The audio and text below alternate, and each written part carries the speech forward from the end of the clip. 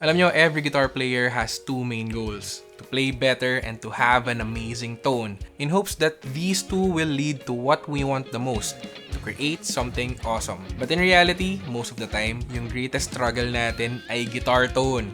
Ito ako 4 years ago, I was a professional musician, I toured around Manila, meron akong malaking pedal board, I know my way around amps, I'm happy with my tone. Pero pagdating sa recording, which is basically the final step of creating something, suddenly isa na akong amateur and gearless. I can never record a guitar that sounds like them.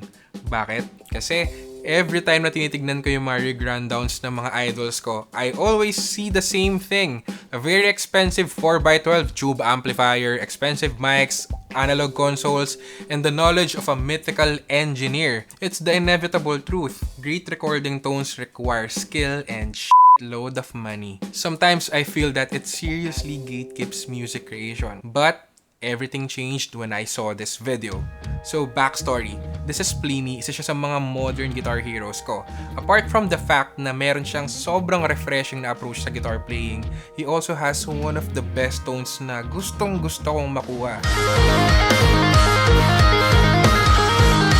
But here again lies my problem.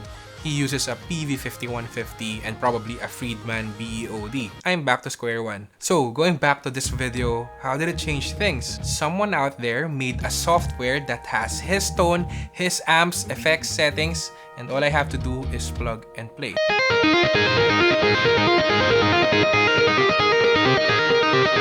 Holy shit. Time to create something awesome. So this is Neural DSP. At dito nanggagaling lahat ng tones ng PAX Music Gear Lifestyle. It's a software na gumagamit ng advanced algorithms to recreate amplifiers, pedals, effects realistically. Dati digital snob din ako katulad ng marami sa inyo, pero nagbago lahat yun nung sinubukan ko to. Now the coolest thing is they partner with different artists to create copies of their rigs called archetypes. The one we're talking about earlier, ito yun, it's Archetype Pliny. At hindi ito mahal. I bought this at 50% off, nasa 3,700 pesos lang to. Back then, I had this very old Focusrite and a headphone. Pack. Suddenly, I have Pliny's tone in my workstation. This is the snippet of my first recording noong 2020.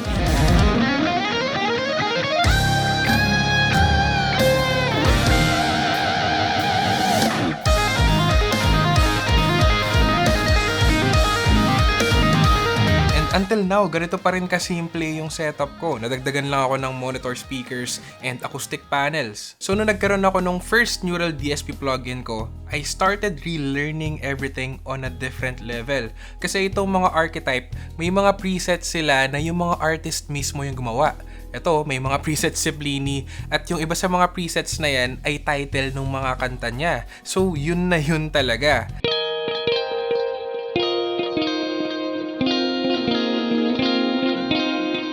Anyway, maliban sa Archetype Pliny, meron ding Archetype Noli for periphery, Archetype Abasi if you are an 8-string guy, Archetype Petrucci for Dream Theater, Archetype Henson for Polyphia, at marami pang iba. And syempre, obviously, I went and bought some more. So I got Cory Wong, Archetype Noli, and Archetype Petrucci. So with these 3 plugins, I have a low gain, mid gain, and high gain archetypes. Yes, yung tatlong plugins na ito yung core rig ng PAX Music Gear Lifestyle. Let me show you. So despite Neural DSP archetypes being marketed as signature plugins, yung amplifier and effects ay actually modeled after real life. Once you figure out which is which, you can use one plugin to get the tones of different artists who use the similar amps.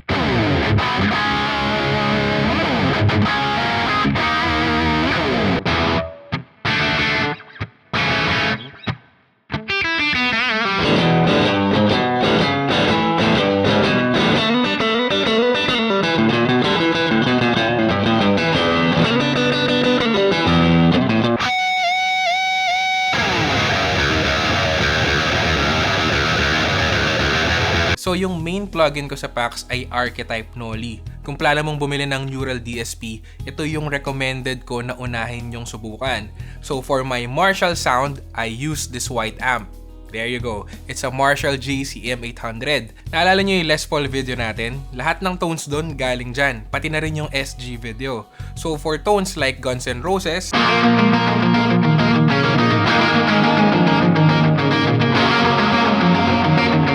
AC/DC,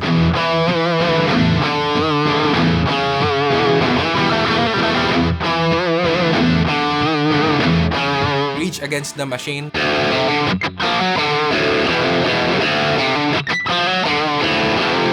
literally any artist na may Marshall sound, ito yung ginagamit ko. Sa high gain tones naman, itong black na amp. This is a PV5150. Most of the time, 5150 talaga yung gamit ng mga metal eh. So I use this for periphery,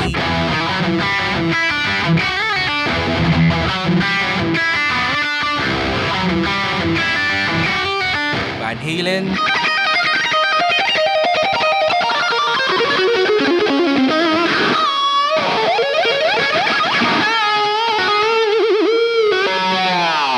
Seosin,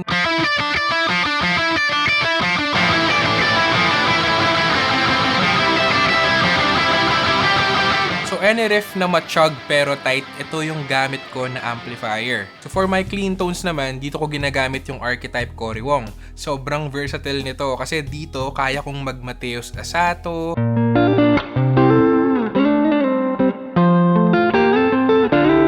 John Mayer,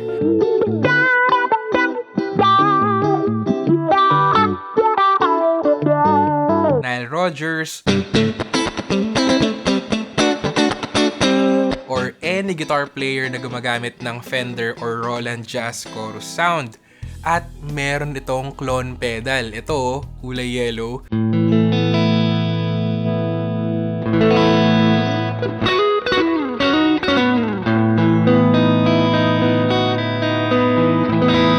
So this is my favorite pedal and that's my secret to my John Mayer tone. A TS9, itong green, pushing a clone pedal. Ayan.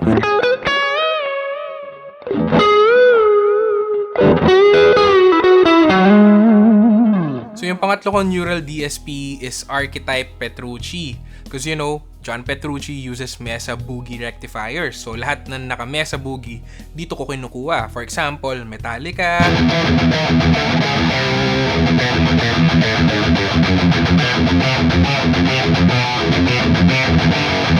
Fall Out Boy,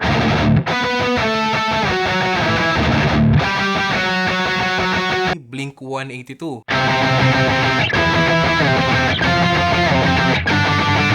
Although I used this for a few songs lang, mainly talaga yung 5150 ng Archetype Noli yung gamit ko. Mas kabisado ko yun. Alam ko nakaka-intimidate siya ngayon, ganyan din ako dati. Pero once you tried it, sobrang simple lang ng user interface nito. Kung nakagamit ka na ng pedals and amps before, it will be an easy transition. So the signal chain is up here. You have your preamp effects. These pedals go in front of the amplifier, and then there's an EQ. Meron kang cabinet, then finally, your time-based effects. Just like in real life, diba? Sige, pakita ko sa inyo paano ko siya ginagamit. So with the pedals, I treat it like how I use it on a pedal board. Kung meron akong guitar solo, I'll push one of these overdrives. Madalas ako itong green kasi I think this is a TS9.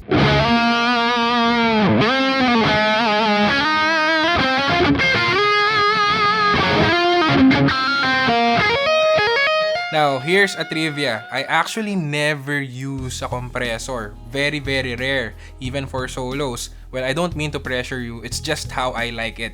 Now, sa amps naman, okay, most of the archetypes have 3 to 4 amplifiers ranging from low gain to high gain. Well, itong Noli, 4, kaya sulit. Now, yung pinakagusto ko sa Neural DSP, default settings pa lang, maganda na yung tunog.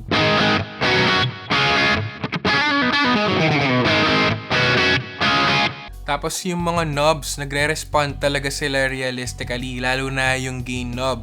Makukuha mo talaga yung halos walang saturation to super saturated.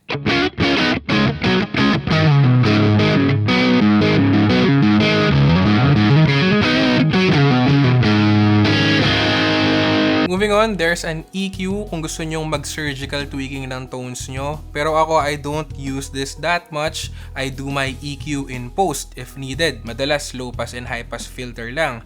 Most of the time, I get my tones just by tweaking the knobs. I rarely use EQ kasi I'd like to maintain the raw sound of the amp and the guitar. Especially kasi ako nagre-review ako ng gitara, I don't do cosmetic surgeries in post because that defeats the purpose of you hearing the guitar. When it comes to cabs naman, ito sobrang importante, yung mic placement. Nakita nyo yung galaw na yan?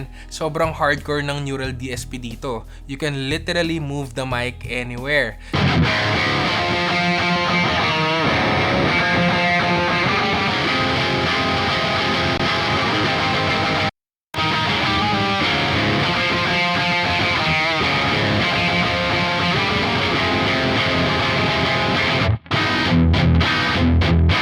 That's about 640 snapshots, or IRs. A lot of multi-effects or modelers can't do this. And last in the chain, time-based effects. And oh boy, these pedals really do their job. And since sa Do ko siya ginagamit, sa Reaper, I can set the delay time to match dito sa BPM ng kanta. So I can choose different delay times in a snap. Tapos sobrang pino ng subdivision ng delay time. So basically, kahit anong klaseng delay style, magagawa mo eh.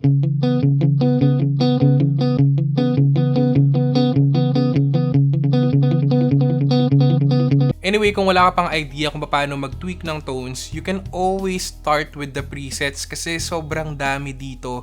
Tapos yung mga gumagawa ng presets dito ay yung mga sikat na gitarista, especially sa YouTube and Instagram. For example, nandito si Tom Quayle, nandito si Charlie Robbins, Rabia Masaad, and many more. Minsan pag wala akong ginagawa, pinag-aaralan ko lang kung paano sila nagtimpla ng mga tones nila. Ang astig, di ba? Anyway, so can you use it outside Ado? Alam ko kasi hindi naman lahat sa inyo is marunong mag-record pa. So, ang sagot doon ay yes, meron siyang standalone app. Actually, ito yung ginagamit ko kapag nagpa-practice ako. You just make sure na nakasaksak yung interface ninyo at naka-recognize dun sa app and makakatugtog na kayo. Ang astig, di ba? And then kapag ka-recording na, iloload nyo lang sa Do as a plugin. Tada! This simple yet elegant workflow unlocked a lot of things for me. My YouTube channel, for example. And actually, kaka-release lang din namin ng kanta, Sally. Kasama ko dyan si Chris Cantada, Gosh, Boards and Sid. At lahat ng gitara sa kantang yan, Archetype Nolly.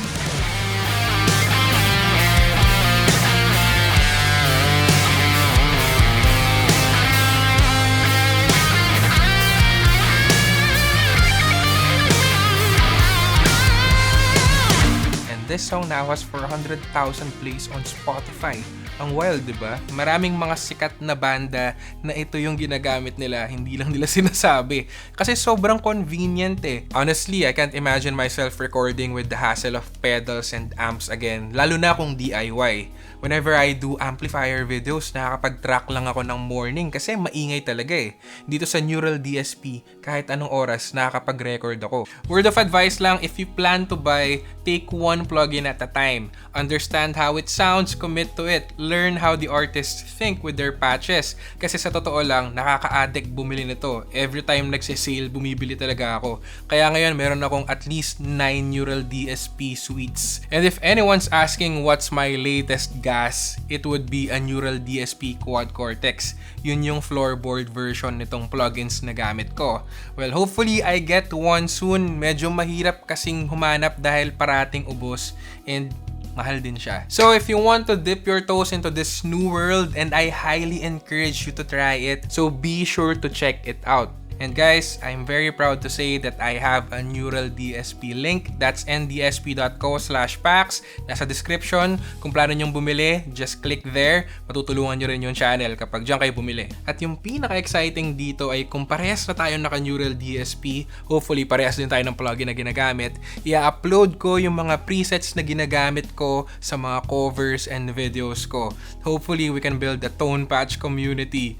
Ayos, diba? So happy guys, I hope this story inspires you to move one step closer to creating something awesome.